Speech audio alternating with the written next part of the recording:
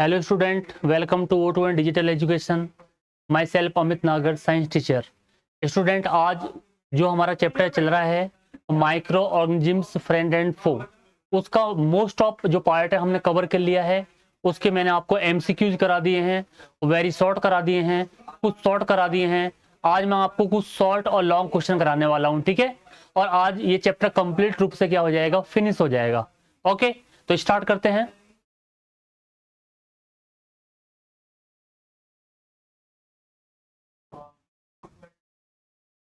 Start करते हैं। Question number 4। Question number 4 ये कह रहा है where are microorganisms found. ये कह रहा है कि जो माइक्रो ऑर्गेनिजम्स हैं कहाँ पाए जाते हैं। तो प्यारे बच्चों, मैं आपको बता दूं, जो माइक्रो ऑर्गेनिजम्स होते हैं वो हर जगह, यानी कि हर जगह और हर प्लेस पे क्या होते हैं, पाए जाते हैं। ये सब जगह हमें मिलेंगे। बैक्टीरिया, फंगी, वायरस हर जगह पाए जा सकते हैं, ठीक है। तो ये हर जगह पर और हर कंडीशन पर अपने आप को सर्वाइव भी कर लेते हैं। अब आंसर पे आते हैं। यहां देखें, microorganisms are found in the all kind of environment. देखो, यही बात मैंने बताई थी कि ये किसी भी तरह के एनवायरमेंट पर पाए जा सकते हैं और किसी भी तरह के एनवायरमेंट में सरवाइव कर सकते हैं। एक्सट्रीमली हाई टेम्परेचर पर कर सकते हैं और एक्सट्रीमली बिल्कुल लो टेम्परेचर, जहां पे आइस फ्रीजिंग हो जाती है, जम जाती है, वहां पे भी ये अपने आप को सर्वाइव कर लेते हैं। स्पेशली कौन? बैक्टीरिया। कौन से? आपके बैक्टीरिया जो होते हैं बेटा। क्लियर? आगे एक रहेगी ranking from the in cold climate to the hot spring. अभी बताई थी मैंने बात, चाहे आपका कोल्ड क्लाइमेट हो या फिर हॉट स्प्रिंग हो, एंड डेजर्ट टू, और डेजर्ट भी हो या फिर कौन सा मार्सी लैंड हो। क्लियर? अब ये कह रहा है they are also found inside the body of a animal. ये बॉडी की अंदर भी क्या करते हैं, सर्वाइव कर लेते हैं। हमारी बॉडी में एज अ पैरासाइट ये बॉडी के अंदर एंटर कर जाते हैं और हमारी बॉडी में डिजीज भी फैलाते हैं। यानी कि एनिमल, आपको पता है, माइक्रो ऑर्गेनिजम्स होते हैं, जहां हमारे लिए इनके कुछ बेनिफिशियल हैं, वहां पे ये हमारे लिए हार्मफुल भी हैं। ये एनिमल और प्लांट में सेवरल टाइप की डिजीज स्प्रेड कर देते हैं, फैला देते हैं। Okay, and humans. अब कह रहे हैं some micro organisms grow on the other organisms while other exist freely. ये कह रहा है कुछ माइक्रो ऑर्गेनिजम्स होते हैं जो दूसरे की बॉडी पे सर्वाइव करते हैं।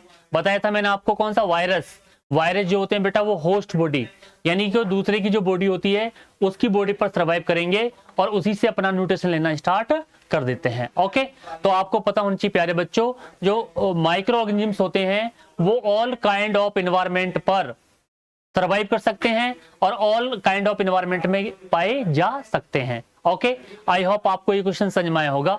अब हम अगले क्वेश्चन पर चलते हैं। Question number 5। अब क्वेश्चन नंबर 5 की बात करते हैं। क्वेश्चन नंबर 5 कह रहा है how do micro organisms help in the agriculture. अब माइक्रो ऑर्गेनिजम्स की एप्लीकेशन और यूजेस मैंने आपको बताए थे।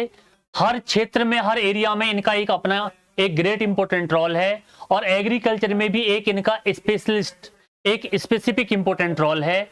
ये सॉइल की फर्टिलिटी को बढ़ाते हैं, प्लांटों के लिए नाइट्रोजन का फिक्सेशन करते हैं मिट्टी के अंदर। ओके, तो बात करते हैं। यहां देखें, ये कह रहा है कि micro organisms increase soil fertility combined with air nitrogenous compound. ये कह रहा है कि ये सॉइल, जो माइक्रो ऑर्गेनिजम्स होते हैं वो सॉइल की फर्टिलिटी को इंक्रीज करते हैं और नाइट्रोजिनस जो सब्सटेंस होते हैं उनका फिक्सेशन करते हैं। जैसे लाइक दैट आपका अमोनिया हो गया, आपका यूरिया हो गया, ठीक है, अमोनियम फास्फेट हो गया। ये सारे क्या है? फर्टिलाइजर। ये फर्टिलाइजर है और इनका फिक्सेशन स्टार्ट करते हैं ये, और इससे प्लांटों को क्या होता है बेटा, जो आपके फर्टिलाइजर होते हैं वो प्राप्त हो जाते हैं। क्लियर? आगे बढ़ते हैं।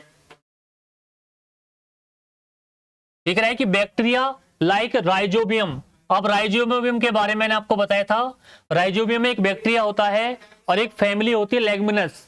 लेगमिनस का मतलब जो फलीदार फसलें होती हैं उनकी जो जड़ें होती हैं, रूट, जैसे मटर की रूट में ये बैक्टीरिया क्या होता है, प्रेजेंट होता है और मिट्टी से ये नाइट्रोजन का फिक्सेशन करता है। किसके लिए? प्लांट के लिए, और प्लांट इसे न्यूट्रिशन प्रोवाइड कराता है और इस रिलेशन को हम बोलते हैं सिम्बायोटिक रिलेशन। क्या बोलते हैं बेटा? सिम्बायोटिक, क्योंकि ये दोनों स्पीसीज एक दूसरे पे क्या होती हैं, डिपेंड होती हैं। किसके लिए? न्यूट्रिशन के लिए। Okay, blue green alga are microorganisms which can fix atmospheric nitrogen in the soil and increase the soil fertility which help in the agriculture। जो ब्लू ग्रीन एल्गा होते हैं, ठीक है, ब्लू ग्रीन एल्गा, इनमें आते हैं एनाबिना और non stock. Blue green alga कौन कौन से होते हैं आपके? एनाबिना और नॉन स्टॉक।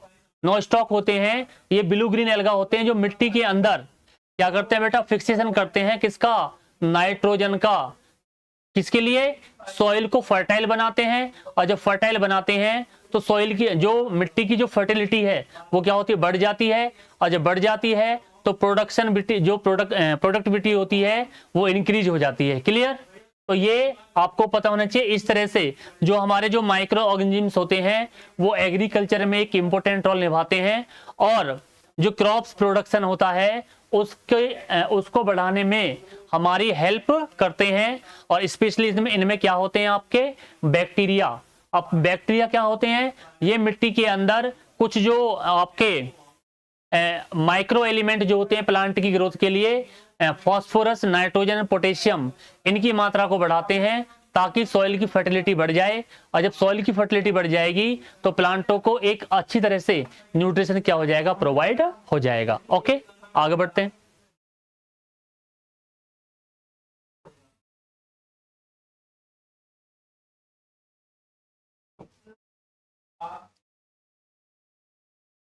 Question number 6। अब क्वेश्चन नंबर 6 की बात करते हैं। What is fermentation? बहुत ही इंपॉर्टेंट क्वेश्चन है ये। What is fermentation? तो फर्मेंटेशन क्या होता है प्यारे बच्चों? Fermentation is a process when a sugar convert into the alcohol. यानी कि फर्मेंटेशन वो प्रोसेस होता है जब शुगर को हम अल्कोहल में क्या करते हैं? कन्वर्ट कर देते हैं कुछ स्पेशल टाइप के एंजाइम्स और बैक्टीरिया की हेल्प से। तो उस प्रोसेस को हम बोलते हैं फर्मेंटेशन। क्या बोला जाता है बच्चों? फर्मेंटेशन। यहां देखें, fermentation is the process which convert of a sugar into the alcohol take place through the enzymes. अब इसमें एक रिएक्शन इन्वॉल्व होती है, वो मैं तुम्हें बताता हूं। आपने ग्लूकोज ले ली C6H12O6, ये बेटा ये हमारी क्या है? ग्लूकोज। अब ग्लूकोज पर एक एंजाइम्स रिएक्ट कर रहा है, जाइमेज। जाइमेज ये इसको किस में कन्वर्ट कर रहा है? अल्कोहल। और अल्कोहल होता है C2H5OH, और प्लस आपकी गैस लिबरेट हो रही है कौन सी? CO2। CO2 मतलब कार्बन डाइऑक्साइड। क्लियर? तो यहां देखें बच्चों, तो ये बात आपको पता होना चाहिए। क्लियर? 2CO2। तो ये आपका क्या है? ये आपका ग्लूकोज है, ये आपका हो गया ग्लूकोज। अब ग्लूकोज पर एक एंजाइम्स वर्क करता है। एंजाइम्स क्या होते हैं बेटा? बायोकैटालिस्ट। एंजाइम्स क्या होते हैं? बायोकैटालिस्ट होते हैं। और एंजाइम्स का काम क्या होता है? जो केमिकल रिएक्शन होती हैं उनमें पार्टिसिपेट करते हैं, और रेट ऑफ द रिएक्शन या तो इंक्रीज कर देते हैं या फिर डिक्रीज। तो आपको पता होना चाहिए कि जो एंजाइम्स होते हैं बेटा, all enzymes are protein but all proteins are not enzymes. सभी जो प्रोटीन्स होती हैं, जितने भी एंजाइम्स होते हैं वो किसका पार्ट होते हैं? प्रोटीन का पार्ट होते हैं। लेकिन सभी प्रोटीन्स को हम एंजाइम्स नहीं कह सकते। ठीक है? अब देखें, तो जो हमारा प्रोडक्ट बनता है ये अल्कोहल, इसको हम बोलते हैं ethyl alcohol. Ethyl alcohol plus क्या निकली आपकी? CO2, और CO2 आपका होता है बेटा कार्बन डाइऑक्साइड। क्लियर? इस प्रोसेस को हम बोलते हैं फर्मेंटेशन। और फर्मेंटेशन हमेशा एब्सेंस ऑफ एयर होता है, और किसकी प्रेजेंस में होता है? Presence of micro organisms. Presence of micro organisms की प्रेजेंस में होता है ये प्रोसेस। तो आपको पता होना चाहिए, जैसे हमारा दूध से दही बनती है, सिरका बनता है, ठीक है बेटा, आपकी वाइन बनती है, तो ये सारा प्रोसेस कौन सा है आपका? फर्मेंटेशन। ये सारे प्रोसेस क्या होते हैं आपके? ये फर्मेंटेशन प्रोसेस होते हैं बेटा। ओके, आगे बढ़ते हैं। क्वेश्चन नंबर 7 पे आते हैं। अब क्वेश्चन नंबर जो 7 है ये कह रहा है, why is yeast use in the baking industry for making bread, cake and pastries. आपको पता होना चाहिए जो ईस्ट है, ईस्ट एक फंगी है, और इसका इस्तेमाल जितनी भी आपकी बेकरी इंडस्ट्रीज हैं, आपका पेटीज, ठीक है, केक, पेस्ट्री, आपका चॉकलेट, ठीक है, बिस्किट, जितनी भी आपकी बेकरी इंडस्ट्रीज में बनते हैं वो इस ईस्ट यानी कि इस फंगी के द्वारा इस्तेमाल किए जाते हैं। इस फंगी के इस्तेमाल के द्वारा क्या होते हैं, बनाए जाते हैं। तो आपको पता होना चाहिए जो बेकिंग इंडस्ट्री होती है उसमें एक इंपॉर्टेंट रोल है किसका, ईस्ट का। इसका बेटा ईस्ट। और ईस्ट क्या है, एक आपका फंगी। क्या है बेटा, एक फंगी होता है। और ये किसका पार्ट है, आपका माइक्रो ऑर्गेनिजम्स। और यहां पर ये हमारे लिए क्या होता है बेटा, बेनिफिशियल होता है। आगे बढ़ लेते हैं। देखिए, east reproduce quickly and produce carbon dioxide during the respiration. अब कह रहे हैं east make bread, cake and pastries soft and spongy. आपको पता है जो ईस्ट है ब्रेड और केक को सॉफ्ट और स्पंजी बनाते हैं, और उसमें से सॉफ्ट और स्पंजी होने से उसमें से गैस लिबरेट होती है। उस गैस को हम बोलते हैं CO2। CO2 होता है आपका कार्बन डाइऑक्साइड। क्लियर। अब कह रहा है this is the basis of using east in the baking industry. आपको पता है जो बेकिंग इंडस्ट्री है वो विदाउट क्या है, ईस्ट हम उसकी इमेजिन नहीं कर सकते। आपको मालूम है जितनी भी आपकी बेकिंग इंडस्ट्री है उसमें ईस्ट जो होता है उनका एक इंपॉर्टेंट रोल होता है। एक इंपॉर्टेंट रोल होता है बेटा किसका, ईस्ट का। और उसी के द्वारा जो आपका केक है, पेटीज है, पेस्ट्री है, उनको सॉफ्ट और स्पंजी बनाया जाता है। और उसमें से उसी ड्यूरिंग एक गैस निकलती है और उस गैस को हम बोलते हैं बेटा CO2। और CO2 हमारा होता है कार्बन डाइऑक्साइड। ओके, आगे बढ़ते हैं।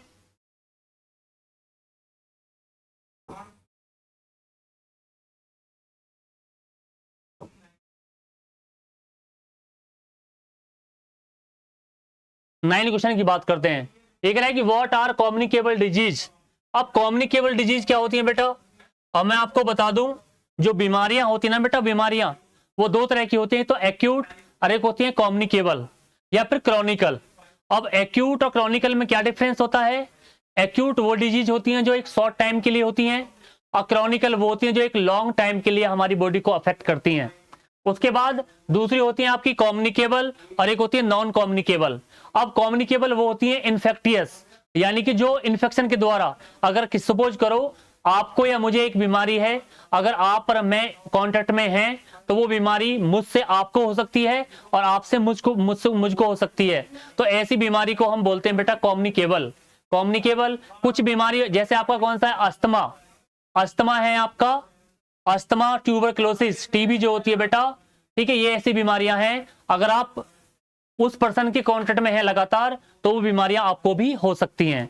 कुछ होती हैं कम्युनिकेबल, नॉन कम्युनिकेबल, जैसा आपका डायबिटीज जो शुगर है, अगर किसी दूसरे पर्सन को है और आप उस पर्सन के साथ खा रहे हैं, पी रहे हैं, साथ रह रहे हैं, तो वो बीमारी आपको नहीं लग सकती। तो उस बीमारी को हम बोलते हैं बेटा नॉन कम्युनिकेबल या नॉन इन्फेक्टियस। क्या बोलते हैं बेटा, नॉन इन्फेक्टियस। देखिए यहां पर एक रहा है कि infectious disease that can be spread from infected person to the healthy person.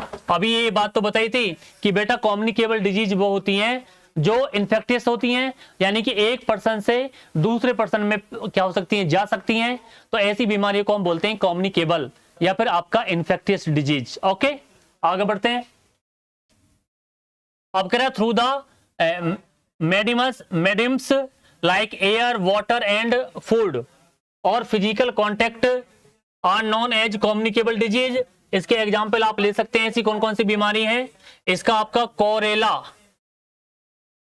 अब कोरेला होता है आपका कौन सा, हैजा अगर किसी एक पर्सन को है तो वो दूसरे पर्सन को भी हो सकता है। दूसरा आपका कॉमन कोल्ड, बिल्कुल ये तो आपको पता है, जो जुखाम होता है, आपको खांसी जुखाम जो होते हैं अगर हमको हो रहे हैं तो अगर हम किसी के कांटेक्ट में हैं तो वो दूसरे पर्सन को भी हो सकते हैं। तीसरा आपका चिकन पॉक्स आपका होता है बेटा जो माता होती हैं, अगर ये एक पर्सन को होती हैं तो अगर आप उनके कांटेक्ट में होते हैं तो आपको भी वो बीमारी लग सकती है। और ट्यूबरक्लोसिस तो मैंने आपको बताया था प्यारे बच्चों, इसको बोलते हैं टीबी। क्या बोलते हैं, टीबी। तो ये ऐसी बीमारी है अगर एक पर्सन को है तो अगर आप उसके कांटेक्ट में लगातार हैं तो वो बीमारी आपको भी हो सकती है। तो आई होप आपको समझ में आया होगा बेटा कि कम्युनिकेबल डिजीज क्या होती हैं और नॉन कम्युनिकेबल क्या होती हैं। अगर मैं बात करता किसकी, शुगर की, डायबिटीज की, तो डायबिटीज क्या है, एक नॉन कम्युनिकेबल डिजीज है। ओके, आगे बढ़ते हैं।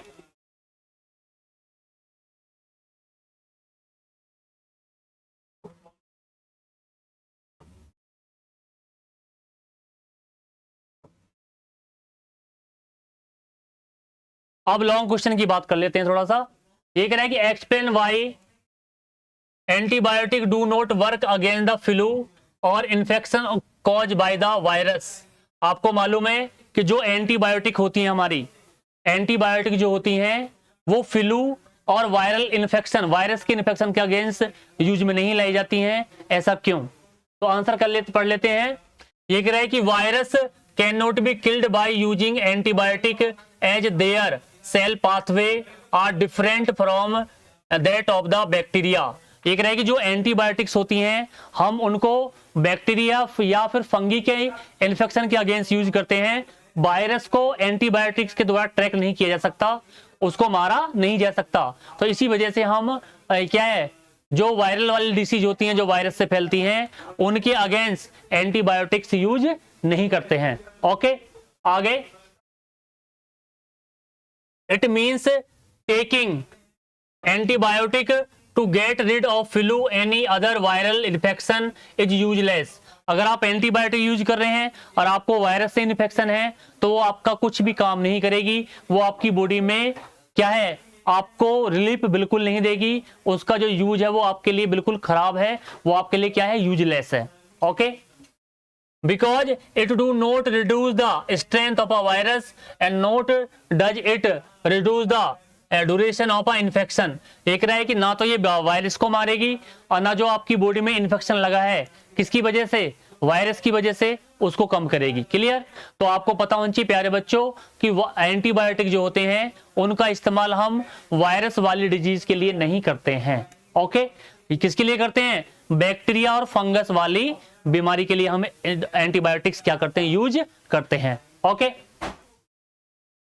but however antibiotic will work with a get attack of a viral infection and bacterial disease at the same time। ठीक है, even then it will cure bacterial disease only but not a viral infection। ये कह रहा है कि ये work कब करेंगी कि जब इन्फेक्शन किसके द्वारा लगा हो, बैक्टीरिया के द्वारा हमारी बॉडी में लगा हो, ना कि वायरस के द्वारा। तो प्यारे बच्चों ये पता होना चाहिए कि जो एंटीबायोटिक्स होती हैं उनका इस्तेमाल हम कौन सा, फंगी और वायरस इन्फेक्शन के लिए, सॉरी बैक्टीरिया इन्फेक्शन के लिए कर सकते हैं और वायरस के इन्फेक्शन के लिए नहीं कर सकते। यानी कि जो वायरस से बीमारियां फैलती हैं उनके लिए हम एंटीबायोटिक इस्तेमाल नहीं करते हैं। ओके, आगे बढ़ते हैं।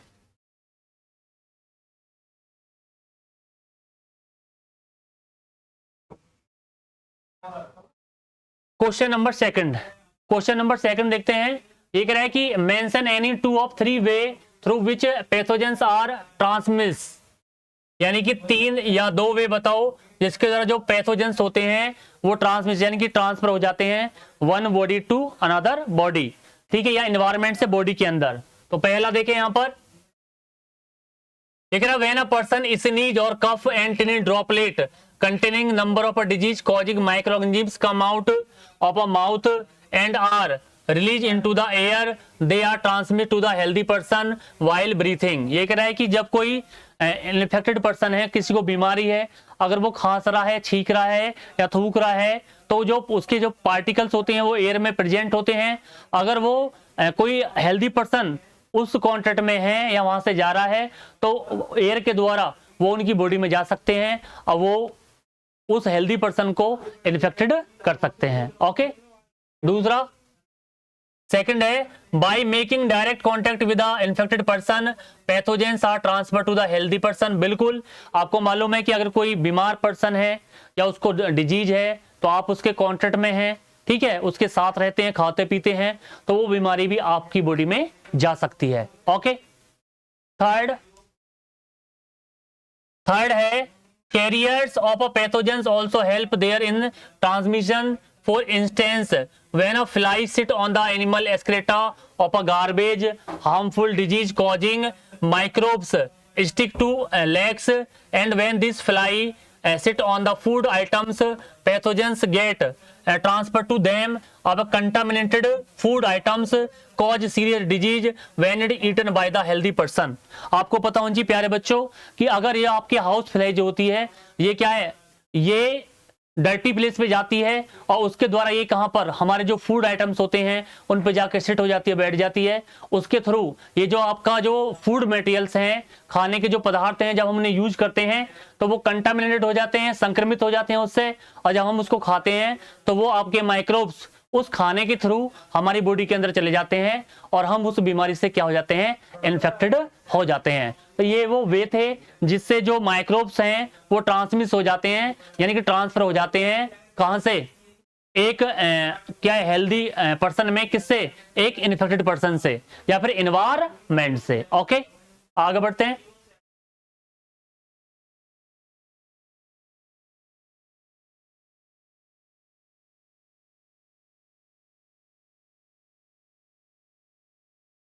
क्वेश्चन नंबर थर्ड देख रहा है कि एक्सप्लेन कैनिंग। कैनिंग क्या होता है? Canning is a process use for food preservations. यह कैनिंग वो प्रोसेस होता है जो खाद्य पदार्थों के संरक्षण के लिए, यानी कि फूड पदार्थों को क्या है, नष्ट होने से बचाने के लिए इस्तेमाल किया जाता है।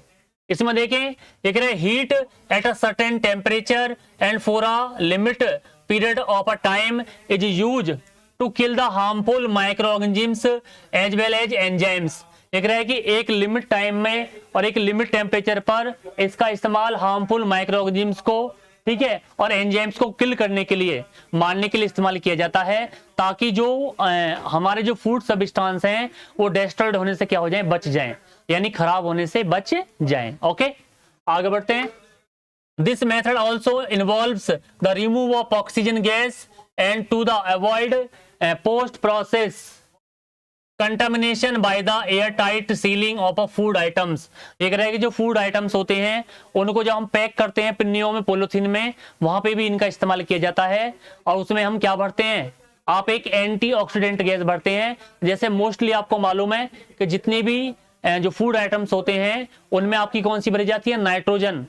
नाइट्रोजन गैस को भरा जाता है क्योंकि नाइट्रोजन एक क्या है, एंटीऑक्सीडेंट गैस है बेटा। ओके, आगे बढ़ते हैं। नेक्स्ट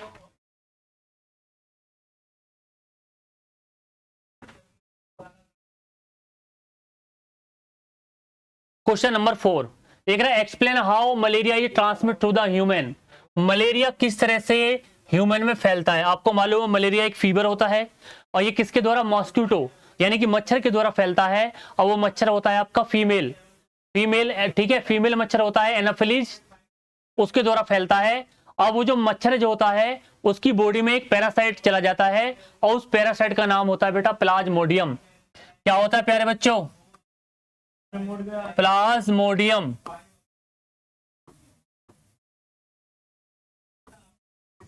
प्लाज्मोडियम, अब ये प्लाज्मोडियम पहले अपनी जो लाइफ है वो 2 होस्ट पे सर्वाइव करता है। इसका पहला होस्ट कौन है आपका, मॉस्किटो, और दूसरा होस्ट है आपका एनिमल। तो ये जैसे ही अब जो मच्छर होता है बेटा, मच्छर ह्यूमन को बाइट कर लेता है, खा जाता है, तो उसकी जो सैलाइवा होती है ना बेटा, मच्छर की जो सैलाइवा होती है, लार, उसके थ्रू ह्यूमन की बॉडी में चला जाता है, ब्लड में, और अपना नंबर बढ़ाना स्टार्ट कर देता है। और जब अपना नंबर बढ़ाना स्टार्ट कर देता है तो सिम्टम्स क्या होते हैं, हमको ठंड लगती है, और ठंड लगने के बाद क्या होती है, कपकपी होती है, और उसके बाद हमें क्या आता है, फीवर आता है। तो ये सिम्टम्स होते हैं हमारे किसके, मलेरिया के बेटा, किसके, मलेरिया। अब देखते हैं, एक्सप्लेनेशन करते हैं। एक रहा, protozoans called Plasmodium is responsible for malaria. अभी बताया था मैंने बेटा, एक प्रोटोजोआ होता है प्रोटोजोन्स, जिसको हम बोलते हैं प्लाज्मोडियम, वो रेस्पॉन्सिबल होता है किसके लिए, मलेरिया के लिए। आप कह रहे हैं, it live in the liver and blood of a person who has been infected by the this disease.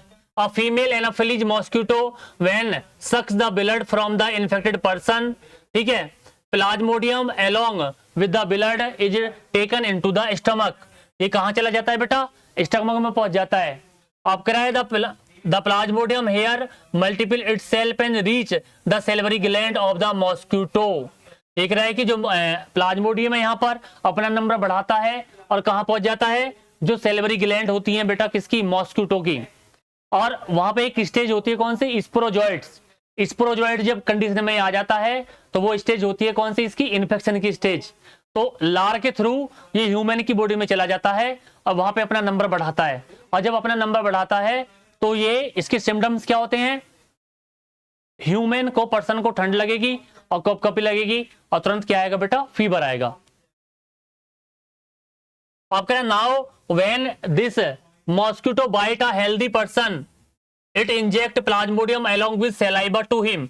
ये कह रहे हैं कि जब ये मच्छर इंसान को खा लेता है तो उसकी सलाइवा के थ्रू ये प्लाज्मोडियम चला जाता है उसकी बॉडी में, और उसकी बॉडी में चला जाता है तो वहां पे ये नंबर बढ़ाएगा अपना, और जब नंबर बढ़ाएगा तो ये कहता है healthy person then get an attack of malaria in this way, malaria ये transmit to the human.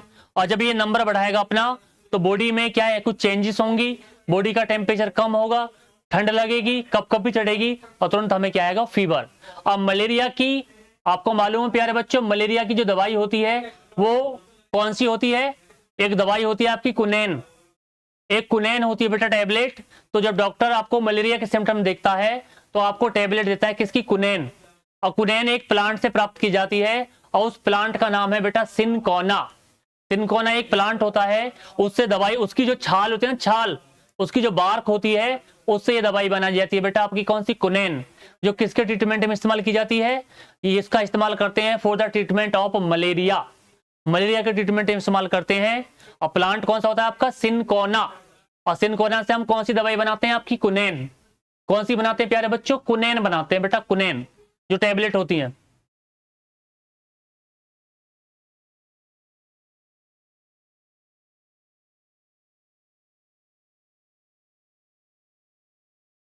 Last question, अभी लास्ट क्वेश्चन है, एक रहा explain various type of bacteria. एक रहा है कि बैक्टीरिया के जो वेरियस टाइप होते हैं उनको एक्सप्लेन करें। मैंने आपको बताया था कि जो बैक्टीरिया जो होते हैं वो स्पेशल टाइप की शेप शो करते हैं, और जब शेप शो करते हैं उसी के आधार पर उनका नाम होता है। अगर कोई बैक्टीरिया अगर गोल आकार का है तो उसको हम बोलते हैं कोकाई, कोकाई का मतलब क्या बोलते हैं, कोकस। अगर वो रॉड शेप्ड है उसको हम बोलते हैं वेसिलस। अगर वो कॉमा की शेप का है उसको हम बोलते हैं विब्रो। अगर वो क्या है बेटा, गूंज के जैसा है तो उसको बोलते हैं स्पाइरल। क्या बोलते हैं बेटा, स्पाइरल। ओके, यहां देखें आप क्या, rod shaped bacteria bacilli, these are aerobic rod shaped spore produce bacteria, they are often occurring in the chain like formation and they are found in the primarily in the soil and lactobacillus। ये कह रहा है कि ये मिट्टी में क्या होते हैं, प्रेजेंट होते हैं, और इनकी शेप कैसी, रॉड के जैसी होती है, इसलिए इसको हम बोलते हैं बेसिलस। जैसे एक एग्जांपल आपका लैक्टोबैसिलस। अब ये लैक्टोबैसिलस किस में मिलता है आपको मालूम है, लैक्टोबैसिलस मिलता है मिल्क, दूध। दूध से जो दही बनती है, दूध से जो दही बनती है वो उसे कौन बैक्टीरिया कन्वर्ट करता है, उस बैक्टीरिया का नाम है आपका लैक्टोबैसिलस। क्या है बेटा, लैक्टोबैसिलस। ओके, दूसरा स्पेरिकल शेप बैक्टीरिया, ठीक है, कोकाई, कोकाई या कोकस बोलते हैं। दे आर स्पेरिकल और नियरली स्पेरिकल बैक्टीरिया, इसको बोलते हैं स्टेप्टोकोकस। स्टेप्टोकोकस यानी कि जो आपकी एंटीबायोटिक बनती है ना, स्टेप्टोमाइसिन, स्टेप्टोमाइसिन जो एंटीबायोटिक बनती है वो इस तरह के बैक्टीरिया से प्रिपेयर्ड की जाती है, बनाई जाती है। ओके, तीसरा कर्व शेप्ड बैक्टीरिया विब्रो, विब्रो का मतलब कॉमा शेप। अब ये कह रहा है कि they are curve shaped bacteria vibrio. अब आपको पता विब्रियो कोलेरी जो हैजा के लिए हम इस्तेमाल करते हैं, हैजा होता है जिससे, उसके लिए, तो ये हैजा जो होता है वो इस तरह के बैक्टीरिया के द्वारा ही होता है, ठीक है, उसको बोलते हैं हम विब्रियो कोलेरी। ओके बेटा, लास्ट वाला स्पेरिकल शेप्ड बैक्टीरिया स्पाइरिला। एक रहे दे आर फ्लैजिलेट, इसमें फ्लैजिला होते हैं बेटा, फ्लैजिला होते हैं इसमें, ठीक है, फ्लैजिला। अब कह रहे हैं aerobic bacteria having spiral twisted rod like form, ठीक है, इसमें आपका कौन सा है,